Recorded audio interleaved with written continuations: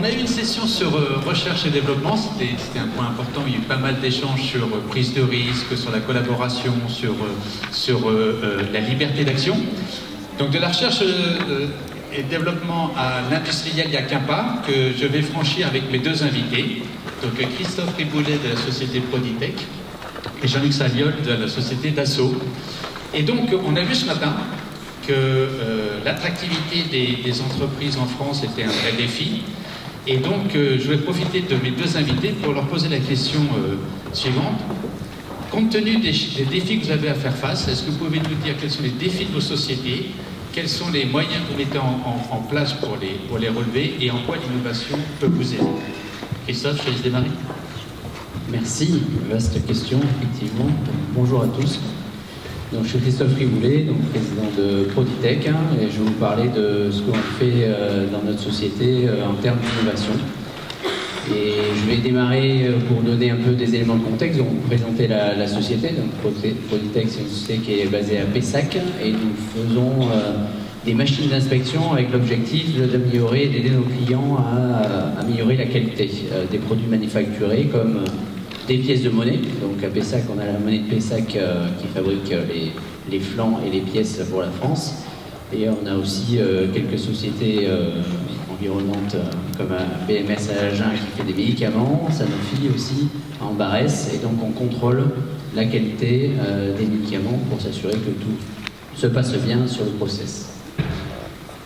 Alors, nos premiers des défis, c'est un défi technologique, puisque ces machines vont très très vite. On est capable d'inspecter plus de 80 objets à la seconde, et elles sont très performantes en termes de détection. Donc ça mobilise beaucoup de techno, des caméras, donc de l'optique, de l'informatique, de l'électronique, de la mécanique, puisqu'il faut mettre tout ça en musique. Et donc derrière ces technos, il y a des hommes et des compétences. Donc on y reviendra, c'est un point qui est extrêmement important.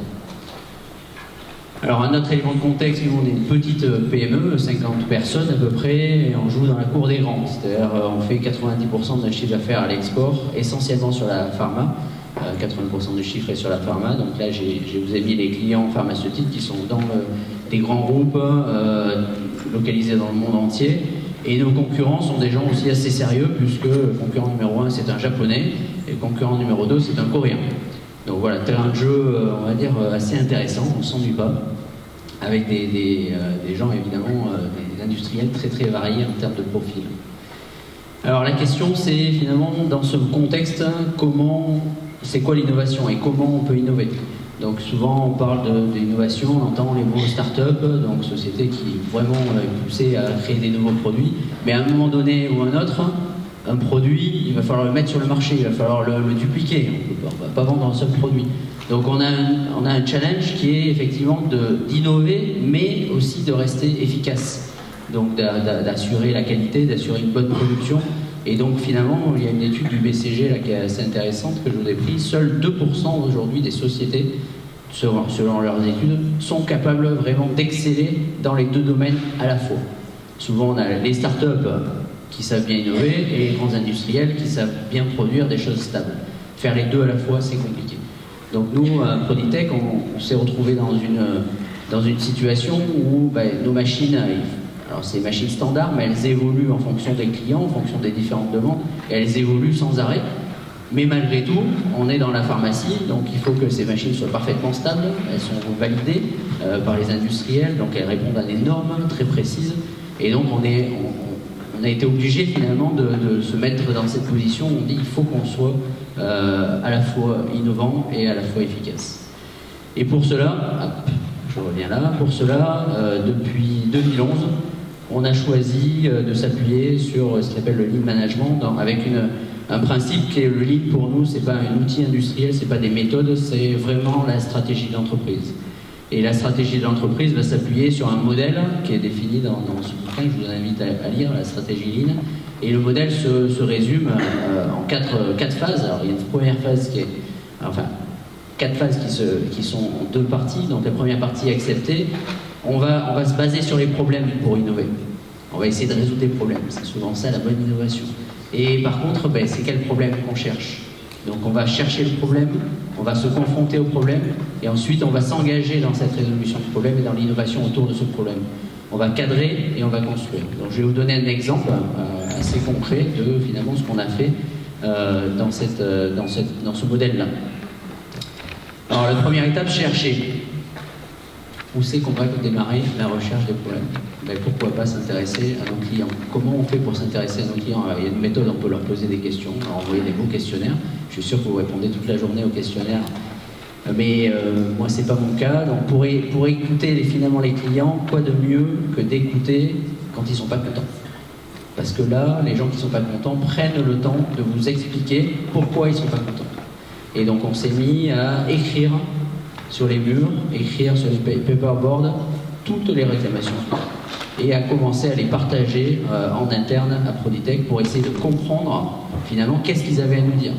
Et finalement, comment ils utilisaient nos machines. Entre un Indien qui utilise nos machines, un Américain, finalement c'est la même machine, deux façons d'utiliser la machine.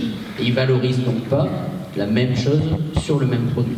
Et ça, c'est finalement un gros effort de comprendre quelle est la valeur que le client donne à votre produit.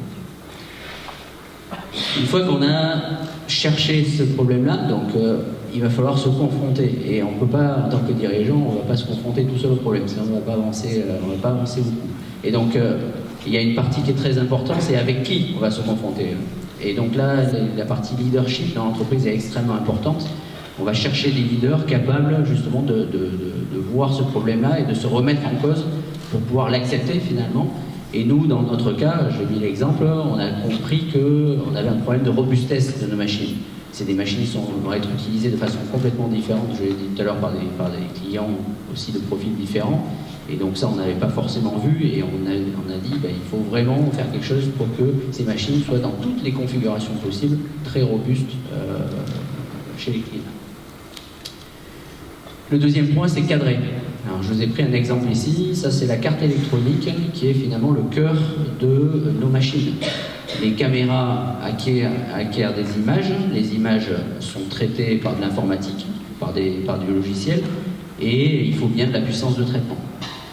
Et donc cette carte-là a été développée en interne, donc par nos ingénieurs, et on se retrouvait toujours avec des problématiques sur ces cartes. Quand vous développez une centaine de cartes par an, un jour il y a un tremblement de terre au Japon, tout d'un coup il n'y a plus de composants disponibles sur le marché. Donc il faut vite redévelopper quelque chose pour pouvoir juste survivre et toujours produire cette carte-là. Et donc finalement on a du mal à faire évoluer ces cartes-là, puisque on est toujours poussé par d'autres événements qui arrivent. Et donc on se pose des questions, est-ce que c'est de la technologie qui est clé pour notre entreprise et qu'il ne faut surtout pas toucher, c'est ce que j'appelle l'héritage, ou alors est-ce que c'est de la technologie qu'on a l'habitude d'utiliser mais qui va nous freiner dans l'innovation? Et ça, c'est des questions essentielles qu'on va se poser dans cette phase de cadrage. Et donc, pour la petite histoire, quand on se posait ces questions-là, on a pris nos smartphones, on les a comparés à la taille de la carte, on a dit, si ça se trouve, les smartphones probablement sont plus puissants, on n'en sait rien finalement, est-ce que c'est plus puissant ou moins puissant que nos cartes?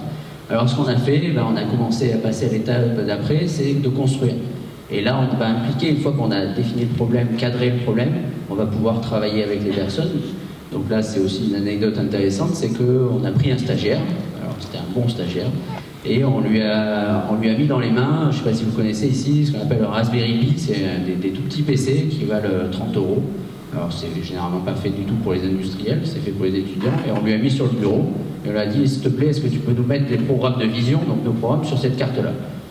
Lui, il n'a pas absolument aucun état d'âme, il a dit, pas de problème, je fais ça. La semaine d'après, il est revenu vers nous, et il nous a dit, vous savez quoi, il me manque 30% de puissance. Il a dit, bouge pas de là, on va te chercher la carte à 100 €. Alors pour référence, quand on développe une carte, il y en a pour 1000 € de cours de fabrication, donc on avait un petit peu de marge. Donc on lui a acheté la carte à 100 €, un peu plus puissante, et il revient vers nous une semaine après, et puis il nous dit, ouais, c'est bizarre, elle va 2 fois plus vite que la carte que vous développez en interne. Donc c'est des cartes qu'on trouve sur l'étagère. Et en fait, qu'est-ce qui s'est passé là? C'est qu'on l'a mis dans une situation où là, il a pu commencer à comprendre, et donc on s'est mis à apprendre ensemble en fait. Lui, il a travaillé pour faire en sorte que nous, on apprenait. Donc lui apprenait, nous, on apprenait. Quand je dis nous, c'est l'équipe de direction, les autres ingénieurs. Et donc dans la société, on s'est mis dans le modèle à gérer l'apprentissage des personnes dans l'entreprise pour comprendre réellement ce qui se passait. Donc ce qui est intéressant, c'est que on avait 1 an d'avance sur le marché mondial de la vision, en fait. On a vu ces cartes-là arriver sur le marché mondial 1 an après qu'on ait commencé à les utiliser. Donc, et alors qu'on ne cherchait pas forcément quelque chose de particulier là-dessus. Donc ce qui est intéressant, c'est que tout de suite après, on a pu déployer de l'innovation autour de ces technologies. Donc notamment, on a pu passer de la technologie 2D à la technologie 3D avec des lasers qui nous permettent d'être beaucoup plus précis et répétables sur des choses compliquées à analyser, comme par exemple les gravures sur les médicaments. Aujourd'hui, on est capable d'avoir des profondeurs de gravure, des formes de gravure, et on va aller regarder des tout petits défauts sur ces parties-là. Avant, on arrivait à le faire, mais c'était instable puisque c'était moins répétable. Donc aujourd'hui, finalement, on va bien dans la robustesse des machines grâce à l'innovation qu'on a mis en place. On est passé de technologies propriétaires à des technologies open source. Alors c'est des technologies qui n'étaient pas finalement sur l'industriel. Donc nous, notre apprentissage et notre innovation, c'est comment on rentre ces technologies dans l'industrie. Là aussi, on a gagné en termes de robustesse, de fiabilité. C'est des cartes qui sont produites à des millions d'exemplaires, donc évidemment, et on bénéficie de toutes les améliorations. C'est des cartes qui viennent d'ailleurs du marché des smartphones. Donc ce qu'on considérait avant comme étant une capacité clé de Proditech, la puissance de calcul, en fait c'est devenu une commodité qui est aujourd'hui pratiquement sur l'étagère. Et ça nous a permis d'utiliser des logiciels open source aussi sur ces cartes-là, qui nous ont permis par exemple de diminuer le nombre de paramètres par 2, qui fait que nos machines sont beaucoup plus simples à utiliser qu'elles n'étaient auparavant. Donc voilà pour vous donner un exemple de toute la boucle d'innovation, et derrière, pour nous en tout cas, on qualifie comme bonne innovation, c'est-à-dire où c'est qu'il faut mettre l'effort d'innovation, le jus de cerveau intellectuel. C'est la créativité, on va la mettre exactement là où on a besoin, là où le client va avoir un retour, parce qu'il va trouver plus de valeur sur nos produits. Et nous, ça, on voit bien le lien entre cette innovation et la stratégie de la société, qui est que le maximum d'industriels soit aidé par nos machines pour pouvoir faire le maximum de qualité. Voilà. Merci Christophe. Donc, plusieurs choses. Merci pour cette belle histoire avec déjà 2 belles mutations. On parlait de profonde mutation ce matin. La mutation de la monétique vers le médicament et le retour du client au sein de l'entreprise. Des éléments qui vont être importants pour cet après-midi aussi. Vous avez entendu organisation apprenante, vous avez entendu accompagnement, vous avez entendu culture. L'innovation a besoin de cet environnement pour réussir.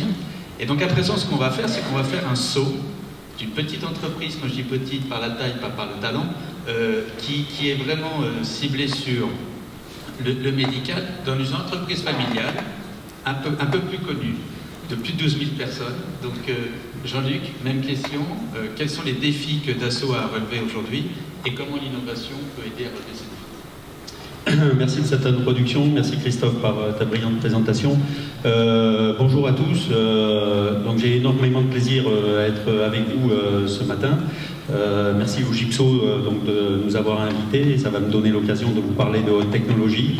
J'ai d'autant plus de plaisir à être avec vous ce matin que j'ai vu le moment où j'allais pas être là pour faire cet exposé, puisque dimanche, c'était pas de la haute technologie, j'ai été faire un petit tour en char à voile, et puis à un moment j'ai fait une figure, c'était pas forcément dans la gamme telle que c'était prévu, et je me suis trouvé dans une position très inconfortable, et j'ai limité les dégâts, mais j'ai cru à un moment que effectivement j'allais pas pouvoir être sur l'estrade, donc c'est pour ça que j'ai beaucoup de plaisir à pouvoir parler, et donc ce qui explique un peu que j'ai été un peu défiguré, mais je peux vous assurer que ça aurait pu être pire.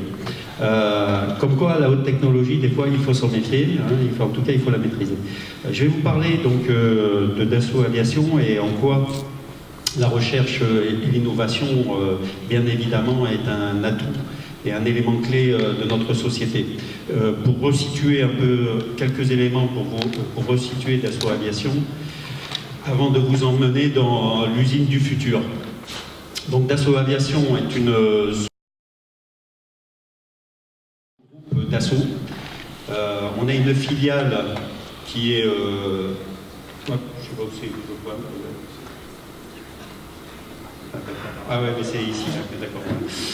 Voilà, on a une filiale qui s'appelle Thales, hein, où on est à 26%, on est l'actionnaire industriel principal de la société Thales, ce qui fait que dans l'aéronautique, dans la défense et dans le spatial, on est un acteur incontournable mondial de ces domaines.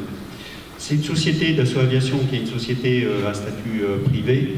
L'actionnaire principal, c'est la famille Dassault, 62% d'actionnariat de la famille, ce qui fait qu'au niveau des atouts, on a un atout principal, c'est que l'actionnaire est stable et qui nous fait confiance. Donc on est en fait maître de notre destin. Le deuxième atout, c'est le fait qu'on travaille dans notre business aussi bien sur le militaire que sur le civil, l'aviation d'affaires. Avion militaire, avion d'affaires. Pourquoi c'est un vrai atout ? On appelle ça une entreprise duale, parce que l'aviation militaire, le business, il répond essentiellement au contexte géopolitique, hein, aux conflits qui peuvent se passer à travers le monde, alors que l'aviation d'affaires, elle obéit, l'élément clé, c'est l'économie. Hein, c'est ça qui nous fait avancer, et donc avec les cycles économiques qu'on peut vivre. Et le fait d'avoir cette entreprise duale, on arrive, bon an, mal an, à équilibrer ce chiffre d'affaires à travers les deux activités. Le troisième point fort, et c'est celui-là qu'il faut vraiment mettre en valeur, c'est les compétences. Une société, tu l'as cité Christophe tout à l'heure, il n'y a pas de société sans compétences. On a, si on regarde, hop, je vais un petit peu vite, voilà, hop, je repasse ici. Pour resituer le contexte, donc on est 12 000 collaborateurs avec nos filiales. On a livré plus de 8000 avions depuis les années 45. Notre chiffre d'affaires, il se fait à 90% à l'exportation. Et si on regarde le chiffre d'affaires au niveau des avions d'affaires, ça représente 60%. Donc on est loin d'être un arsenal. Le service client, on le connaît parfaitement, puisque nos avions d'affaires, on les vend à 80 pays, 900 clients, on supporte 2400 avions en service actuellement, et pour les avions militaires, on a 20 pays qui sont clients de nos avions et on supporte plus d'1 millier d'avions. Au-delà d'être un acteur majeur de la souveraineté nationale, on est un précurseur et on est les fondateurs de la révolution industrielle numérique.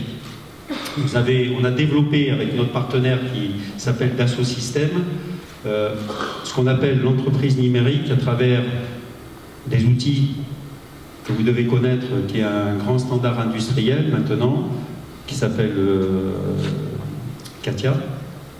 À travers CATIA, après, on a fait en sorte de développer ce qu'on appelle des PLM, des Product Life Model, où au-delà des données de conception, on vient intégrer l'ensemble des données d'industrialisation, l'ensemble des données de production, l'ensemble des données de soutien, dans un espace collaboratif qui permet de faire ce qu'on appelle des filières end-to-end, du concepteur jusqu'au soutien. On est le seul groupe au monde où on réunit l'ensemble des activités de concepteurs, d'industrialisateurs, de producteurs, de soutien de nos avions. On a un grand nom. Par contre, on est une petite entreprise familiale. Même si on est 8 000 ou 12 000, on a à faire face, dans le domaine militaire, à des concurrents comme Lockheed Martin pour le F-16, le F-35, McDonnell Douglas pour le F-18, Airbus Défense pour l'Eurofighter. Côté civil, aviation d'affaires, on a à faire face au Canada à une société qui s'appelle Bombardier, et puis côté américain, à une société qui s'appelle Gulfstream. C'est des sociétés, pour ceux qui connaissent, qui sont à peu près 10 fois plus importantes que notre société. Ils ont un chiffre d'affaires 10 fois plus important. Voilà. L'alchimie, qu'est-ce qui fait que nous sommes toujours présents sur le marché? Nos concurrents n'arrivent pas à comprendre, en fait, comment on arrive à s'en sortir. L'innovation fait partie, bien évidemment, des atouts, et comme je vous l'ai dit, de nos compétences. nos compétences, qui est un élément différentiel. Si on regarde sur la carte de France où c'est qu'on est situé, on a 10 sites de production. Le sud-ouest est bien servi puisque sur les 10 sites, on a 4 sites situés à Mérignac, Martignas, Biarritz et puis Poitiers. On a 2 filiales, une côté ouest, Little Rock, une côté est qu'on est en train de construire à Nagpur, en plein centre de l'Inde. J'y reviendrai. En fait, dans le sud-ouest, on représente à peu près 40% des effectifs de la société mère, 60% des effectifs de production. On connaît bien, on s'appuie bien évidemment sur l'écosystème de la Nouvelle-Aquitaine. Il faut savoir que pour un Rafale, les Rafales sont entièrement réalisés en France, dans nos établissements et avec nos partenaires. Ça représente à peu près un Rafale par mois, représente 7500 emplois. Pour nos Falcon, puisque c'est la marque Falcon pour les aviations d'affaires, ça représente également pour 5 avions livrés par mois, ça représente à peu près 7500 également emplois en France. Donc, sur ces emplois, il faut savoir que pour 1 heure que nous faisons chez Dassault Aviation, nous donnons 1 heure à l'extérieur. Quand on est, ça c'est le rythme dans les basses eaux, ce qui est le cas actuellement, quand on livre à peu près une centaine d'avions par an, militaires et civils, on peut avoir une répartition entre 1 tiers en interne des heures et 2 tiers à l'externe. La recherche et l'innovation, c'est notre moteur. C'est notre moteur pour les produits. C'est pas ça dont je vais vous parler, mais pour nos produits, faire des Falcon, faire des Rafales, c'est la grosse partie, la majeure partie de l'autofinancement de notre société. Pourquoi? Parce qu'il faut qu'on arrive à livrer un service, des services sur nos avions, qu'ils soient des avions d'armes ou qu'ils soient des avions des business jets, qui soient précurseurs pour nos clients. Donc ça veut dire qu'on est toujours dans cette boucle infernale de la recherche et de l'innovation. Nos structures d'avions, elles durent 40 ans. Qu'est-ce qui va être moteur dans ces structures? Qu'est-ce qui va faire que nos avions, ils vont être utilisés pendant 40 ans? C'est en fait la modification, le rétrofit des systèmes des avions. Puisque nos avions sont des avions systèmes, civils ou militaires. Et donc, vous voyez, à la vitesse à laquelle va l'électronique, notre Apple, notre appareil photo, etc., on le change maintenant tous les 2 ans, mettons. Donc, et sur un avion, je ne peux pas me permettre de changer un système avion tous les 2 ans. Donc en fait, on est ce qu'on appelle on est stable dans le changement. Tous les 10 ans, nos avions, on les rétrofit intégralement pour leur donner d'autres fonctionnalités. Ça va, pour un avion militaire, des nouvelles contre-mesures, des nouvelles contre-mesures, de telle façon à assurer la durabilité, la survivabilité de nos avions en temps de guerre.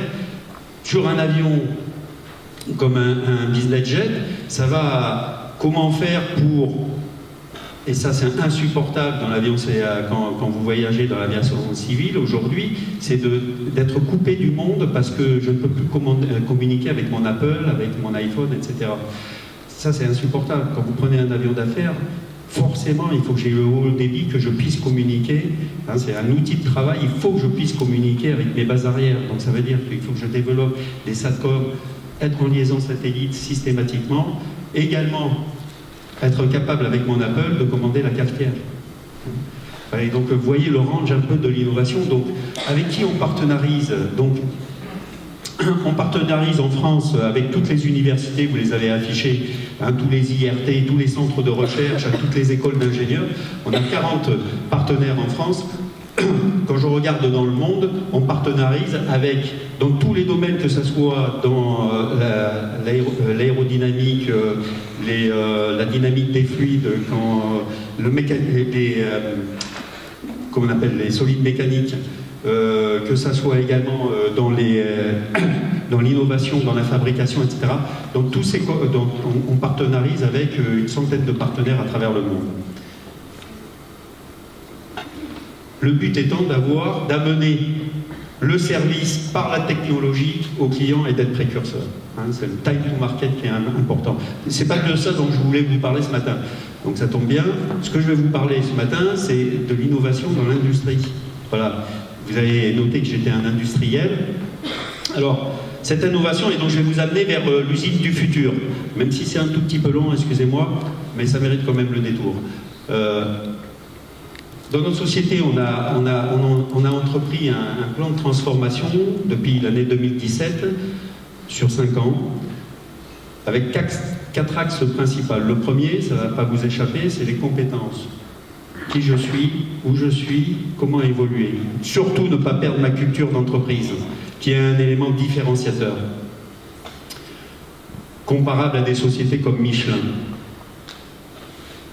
Le deuxième axe de transformation, c'est l'outil industriel. Comment regrouper mes compétences pour avoir des filières d'excellence de telle façon à être toujours compétitif, benchmarké vis-à-vis de l'extérieur, avoir un outil industriel que je puisse transformer, performant, de telle façon à conserver le know-how.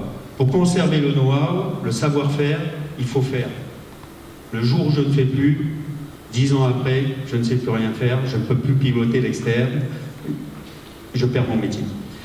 Troisième axe de transformation, c'est le pilotage des programmes avions, de telle façon à amener un niveau d'analyse de risque qui nous permettent de bien faire du premier coup, par des méthodes comme vous pouvez l'entendre parler, qui sont des grands standards maintenant de l'industrie, la PQP, l'Advanced Program Quality Planning, qui sont des programmes, des méthodes permettant d'améliorer l'analyse de risque.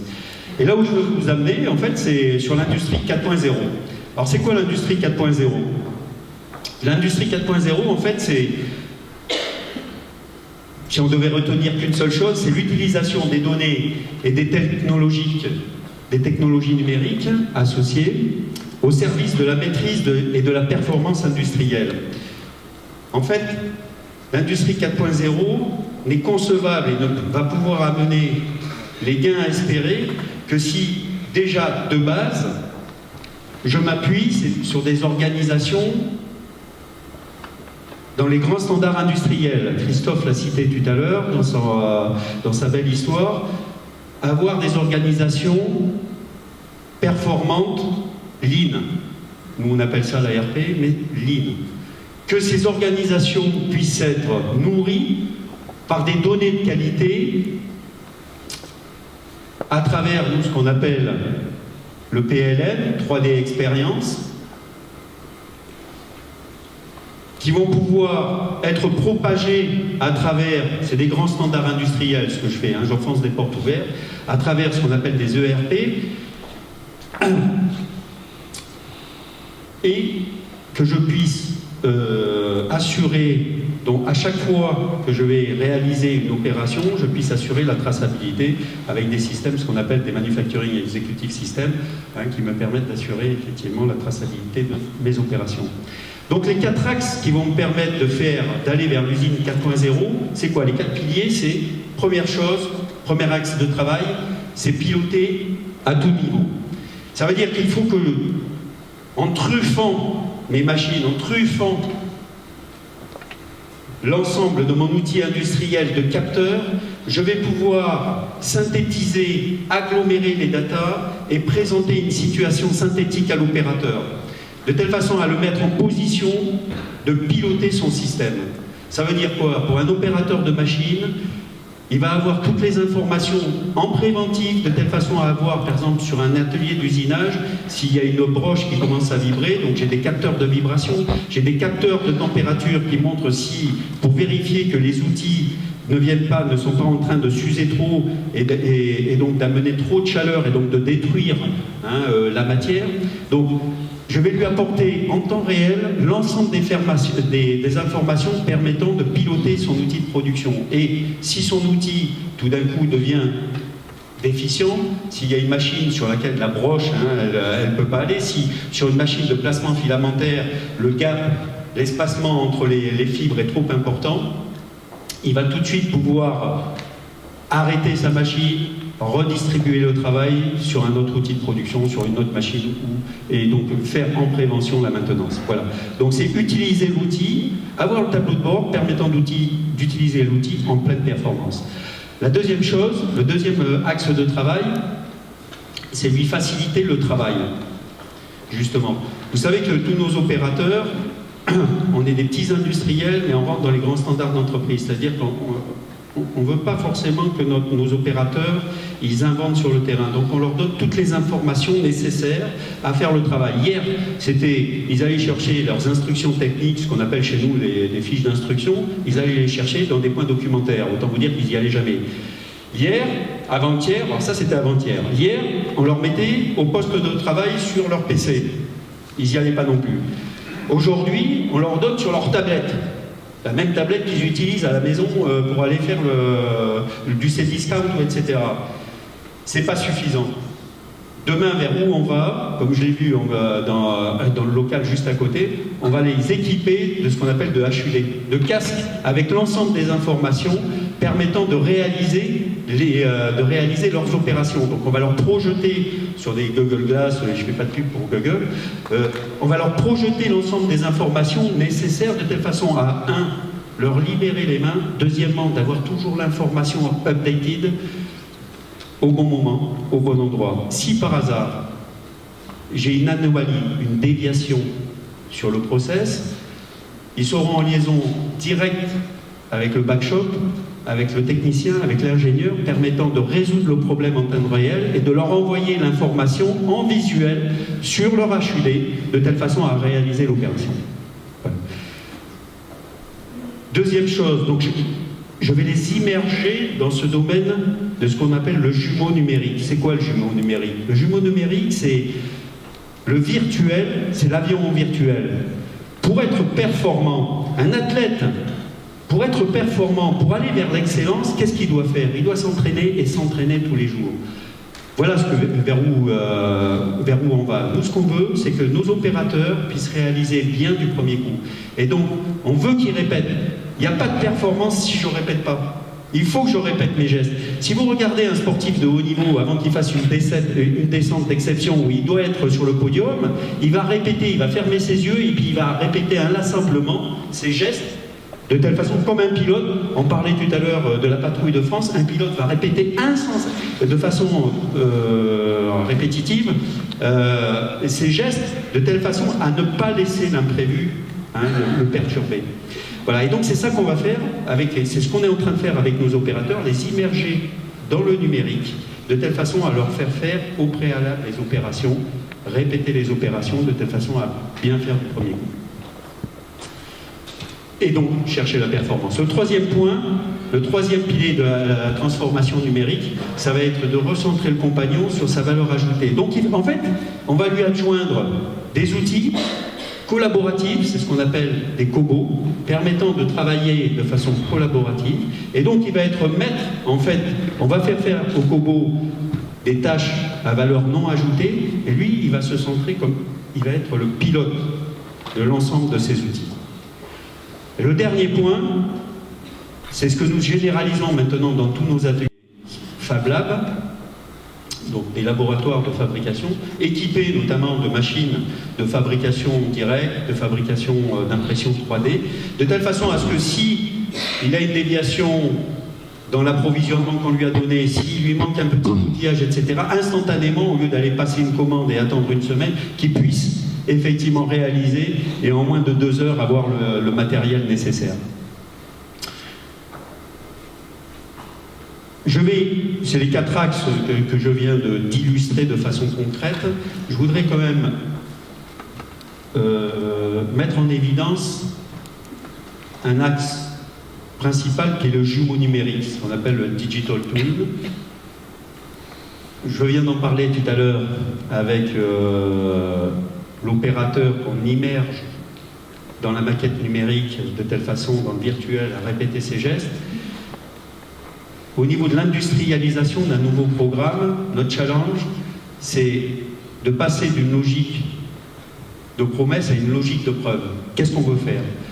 Sur un nouveau programme, ce qu'on veut faire, c'est démontrer, tout démontrer. Plus que l'avion que je vais avoir à fabriquer, je veux mettre dans le numérique également mon entreprise, mon atelier, mes moyens industriels, mes outillages, de telle façon, mes gammes d'instruction, mes fiches d'instruction, de telle façon à ce que je puisse démontrer avant même qu'un opérateur intervienne sur l'avion que la fabricabilité de mon avion est assurée, que je puisse faire bien du premier coup. Ça veut dire que je démontre au préalable, si j'ai une déviation, je fais remonter à mon bureau de conception, à mon bureau d'études, les anomalies de telle façon à pouvoir intervenir sur le modèle et faire en sorte que ma performance industrielle puisse être atteinte. C'est ce qu'on appelle le jumeau numérique. C'est vers là qu'on va. Pour en finir, en fait, c'est quoi? Le voyage que je voulais vous faire, c'est l'usine ou l'industrie, l'usine du futur, l'usine 4.0.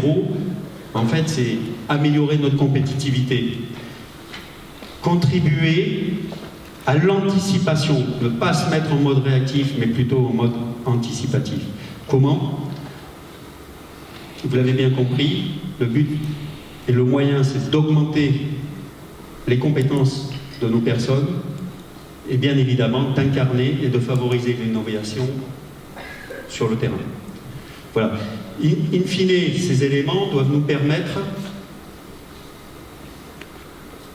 de rester compétitifs et de rester encore, ça fait 100 ans que la société Dassault Aviation existe, et de rester encore sur le marché. Et donc de faire des beaux produits comme vous le voyez, que je vais décrire. Ce que vous voyez là, c'est un film qu'on a tourné il y a 2 ans, c'est mieux avec la musique, mais bon, je ne vais pas chanter, on n'est pas à The Voice. Donc, c'est une grande première qu'on a fait. Vous voyez 3 avions. Le premier, qui est ce qu'on appelle une aile delta, c'est un démonstrateur technologique, c'est un drone, Neuron, c'est un précurseur d'un avion de combat. On a fait en partenariat avec un certain nombre, 5 pays européens. L'avion du milieu, c'est un Rafale, et le 3e avion, qui est un avion d'affaires, c'est le dernier modèle qu'on sort, qui s'appelle le 8X. On fait en fait ce qu'on appelle un vol en patrouille. C'est une grande première mondiale, puisque c'est la première fois, donc le Neuron, le premier avion, le Delta que vous voyez, il est piloté depuis le sol. Donc faire une prouesse, c'est une vraie prouesse technologique, d'arriver à faire un vol, ce qu'on appelle en patrouille, de cette façon-là. Voilà, j'en ai fini avec ma présentation. Je relaisse la main à Thierry. Merci beaucoup. Alors, un beau voyage dans une belle entreprise. On a vu les défis, on a vu les 4 axes stratégiques, on a vu des solutions techniques. Moi, j'ai encore une question pour toi. Dans toute cette transformation que Dassault vit, quel est l'élément le plus critique et quel est l'élément de succès de cette transformation?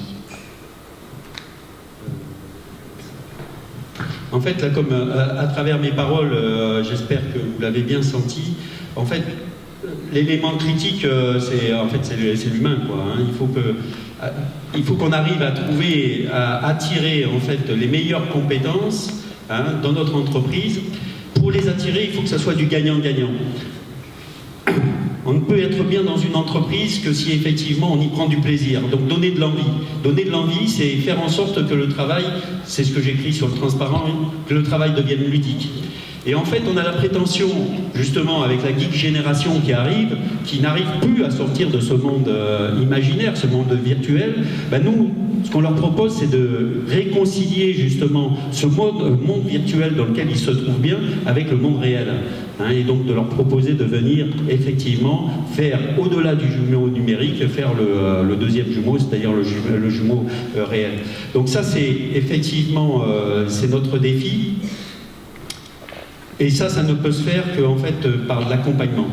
Et donc tout notre challenge à nous, c'est notre capacité à accompagner notre personnel à franchir ce pas, à faire cette révolution.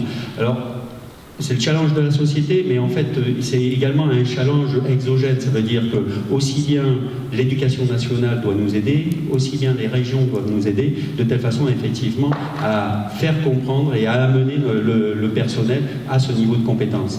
Et la structuration des écoles, la structuration des écoles d'ingénieurs, des écoles de techniciens, doit être telle que, effectivement, on les amène vers ces besoins-là. Merci. Et pour toi, Christophe, élément de succès? Je crois que ça a été effectivement bien dit par Jean-Luc, la partie humaine et la compétence de nos nos salariés, nos collaborateurs est la partie clé. Et en fait, ce qu'on a fait nous à Proditech, on a complètement changé notre mode de fonctionnement en interne, en mettant en place un système de management qui permet aux gens de se développer en fait. Et on a compris qu'il fallait forcément que tout le monde se développe. Et pour que chacun se développe, on a un système de management qui est basé sur l'apprentissage. On avait parlé sur la partie entreprise apprenante, mais c'est vraiment ce qu'on fait. Et nous, notre objectif, c'est que chacun apprenne quelque chose un petit peu tout le temps, tous les jours, à tous les moments de l'entreprise. C'est plus de la formation comme on peut la penser, je m'en vais, je vais faire 2 semaines et je reviens et je suis formé. C'est comment on peut apprendre tout le temps. Et donc ça nous a effectivement aussi amené à changer complètement la stratégie de management, et notamment des leaders dont je parlais tout à l'heure. Aujourd'hui, les leaders à Proditech sont beaucoup moins sur le pilotage de projets, comme des leaders classiques qui vont finalement regarder le projet et donner des directives. Moi, je mets mes leaders sur le pilotage des courbes d'apprentissage de nos ingénieurs. Donc c'est comment je sais, dans la direction dans laquelle il faut que j'amène l'apprentissage des gens. Et je vais finir par une phrase que j'aime bien, qui est empruntée de Toyota, c'est qu'ils ont compris ça, c'est que pour faire des bons produits, il faut avoir développé les gens avant, en fait. Et c'est parce qu'on développe les gens qu'on a les bons produits. Merci. Alors, avant de conclure cette session, vous avez la possibilité de poser des questions, donc on sera ravis de prendre quelques questions dans la salle. Oser, c'est un peu le terme. Ah, première question.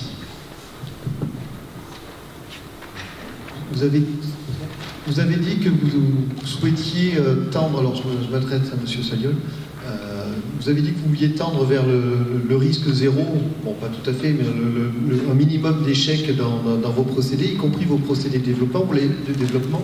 Vous l'avez bien illustré au niveau de la production. Est-ce que c'est quelque chose que vous intégrez aussi également? Est-ce que c'est quelque chose que vous intégrez aussi au niveau de la...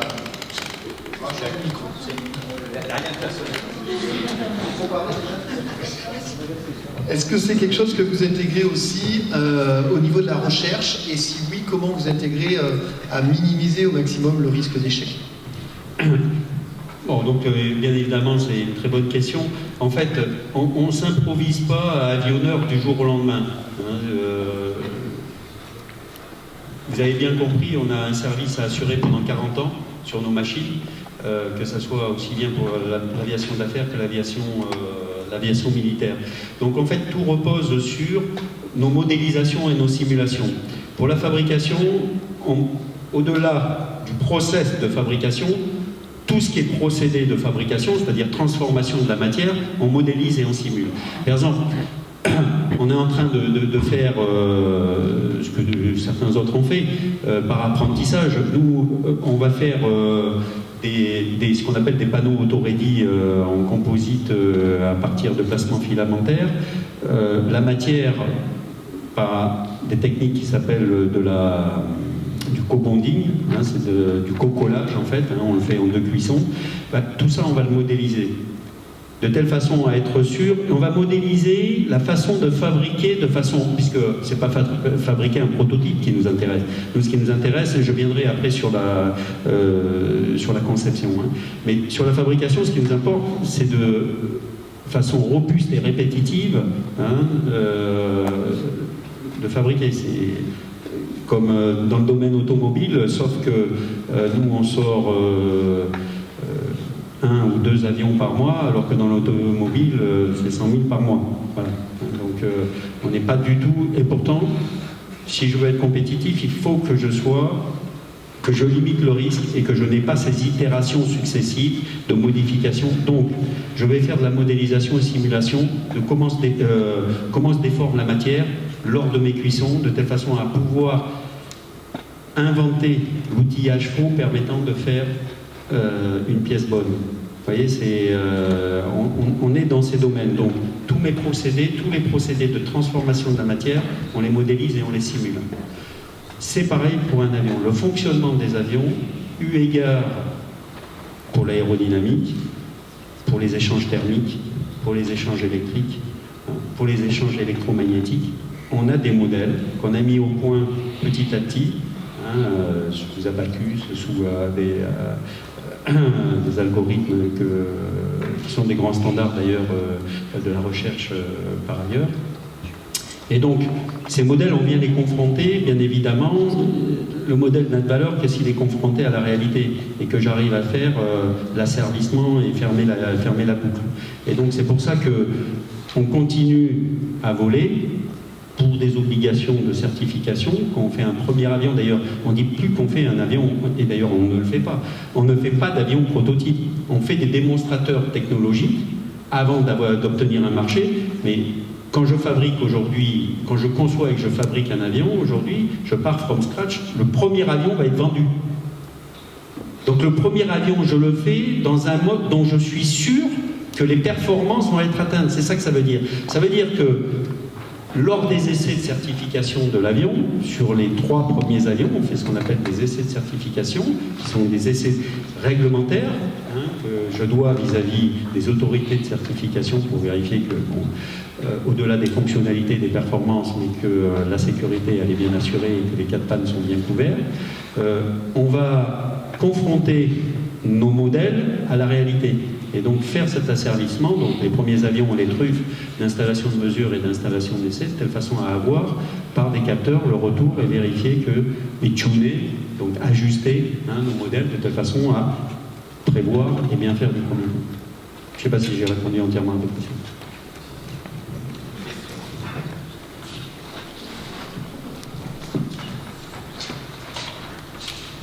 Merci. Je suppose que toute compétence étant rassemblée au sein de votre entreprise, vous faites quand même appel à des sous-traitances de haute valeur ajoutée pour certains points essentiels, soit dans la conception, soit dans la réalisation. Est-ce que vous avez une attitude particulière dans le management, justement, des relations avec les sous-traitants à qui vous imposez ou à qui que vous accompagnez, justement, dans ce process d'usine du futur et d'usine 4.0, de façon à ce qu'il n'y ait pas de maillon faible dans l'ensemble de l'architecture de votre système? Vous vous acharnez sur moi, là. Désolé. Christophe, il va falloir que tu reprennes. Oui, c'est une question essentielle. Comme on l'a dit, nous, on n'existe pas si on n'a pas des partenaires. On n'existe pas, puisque, grosso modo, au niveau de la conception, un tiers est à peu près partenarisé, sinon la moitié. Et en fabrication, comme je vous l'ai dit, la moitié, sinon les 2 tiers sont partenarisés. Par contre, ce qui est important, c'est bien de définir son domaine de « je fais » pour continuer à piloter et à savoir faire. Donc c'est ce qui est essentiel, et dans toute entreprise industrielle, c'est est-ce que je dois faire du vertical, c'est-à-dire est-ce que je dois tout faire, ou est-ce que je dois laisser des pans entiers, mais par contre l'essentiel, ce qu'on appelle les bijoux de famille, les conserver et rester dans ce business, pas dans ce business, dans le faire de telle façon à pouvoir piloter et à pouvoir faire évoluer là où il y a des avantages concurrentiels. Bien sûr, on accompagne nos partenaires. C'est une évidence. Sinon, il ne peut pas y avoir des sous-hommes. Si je m'appuie sur des sous-hommes, j'arriverai jamais à... Donc j'ai une obligation, c'est de faire grandir mes partenaires. On a des cycles de formation qu'on partage avec eux. Moi, ce que je cherche pas, je ne cherche pas de la main-d'œuvre. Je cherche de la compétence. Et donc, cette compétence, il faut que j'arrive à la mener au même niveau que celui que j'ai en interne. Il n'y a pas de sous-hommes. Ça veut dire qu'on a des programmes d'accompagnement, des partenariats avec des sociétés privilégiées, je dirais. Ces partenariats, ils sont faits au niveau du groupement, d'ailleurs, des industriels, des industries, de l'industrie aéronautique, puisqu'on fait partie du GIFAS. Le président du GIFAS, c'est mon président, donc à qui j'ai beaucoup d'admiration, on ne sait jamais, j'ai une famille à nourrir. Et donc c'est des programmes qu'on partage bien évidemment et qui sont traités au niveau des groupes des industriels aéronautiques. Ça, c'est un élément de convergence avec les industries de santé, à l'évidence, parce que l'industrie pharmaceutique, que ce soit au niveau de la recherche et du développement, et que ce soit au niveau du passage à l'industrialisation, ou que ce soit même au niveau de la commercialisation, de la mise à disposition des médicaments, font appel à un nombre incalculable et en croissance permanente de sous-traitants. Et là, c'est tout un savoir-faire auquel l'industrie a dû être confrontée dans les 20 dernières années, parce que elle se targuait, il y a encore dans les années 80, chacune des entreprises de tout faire en interne. C'était au contraire un élément d'orgueil d'entreprise. Maintenant, plus rien. Maintenant, je dirais que les industries qui font de la commercialisation, de la mise à disposition de médicaments sont des assembleurs essentiellement au mieux. Donc ça représente effectivement les mêmes challenges de conduite et de cohérence, je dirais, de compétences jusqu'à l'aboutissement de l'acte de mise à disposition. Comme tout partenariat, et c'est comme pour le mariage, on se marie pour le meilleur et pour le meilleur. Hein. Donc que du bon. Donc ça veut dire qu'un partenariat, il se comprend bien effectivement en termes de compétences, mais également en termes de risque. Ça veut dire que si le marché à un moment n'est pas demandeur, tout le monde souffre en même temps. Hein. Nos partenaires, malheureusement, quand le marché n'est pas porteur, on les fait souffrir. Mais nous, on souffre également, à hauteur de la proportion qu'on fait sous-traiter. Hein. On ne re-internalise pas, on évite de re-internaliser. Ça serait une mauvaise idée de re-internaliser. Si je suis en difficulté et que le marché baisse et que je reprends le travail que j'ai donné par ailleurs, c'est un mauvais calcul, c'est pas un partenariat ça. Puisque je vais faire chuter, je vais faire doublement souffrir mes partenaires. Et demain ils n'existent plus, et s'ils n'existent plus, moi j'existe plus.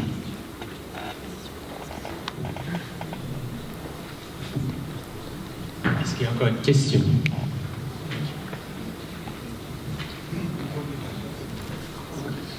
Une question pour vous, monsieur Salio. Pardon ? Vous m'entendez ? Oui. Vous maîtrisez en interne ou en externe énormément de technologies pour faire votre travail, vos avions. Vous travaillez, je suppose, sur des nouveaux matériaux. Vous travaillez en fluidique. Vous travaillez sur la modélisation. Est-ce que des gens dans votre groupe réfléchissent à d'autres applications de vos inventions? Est-ce que vous êtes contributeur, par exemple, de la création de spin-off dans des domaines qui sont complètement différents de celui de l'aviation? Nous travaillons dans les développements, qu'ils soient techniques ou industriels, comme vous l'avez vu peut-être sur le slide. On travaille pas mal avec les IRT. Les IRT, ils sont pas filières. Ils sont pas filières aéronautiques. On en travaille avec l'ensemble des tissus, je dirais, techniques et industriels. Alors, les pôles de compétitivité sont très spécialisés. Hein. Nous, on a le pôle de compétitivité Aerospace Valley, comme je le montrais sur un slide également, où on fait travailler l'ensemble du réseau industriel PME, PMI, laboratoire, centre de recherche, mais dans la filière aéronautique.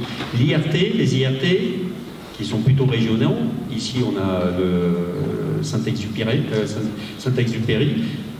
n'a pas vocation d'adresser que dans l'aéronautique.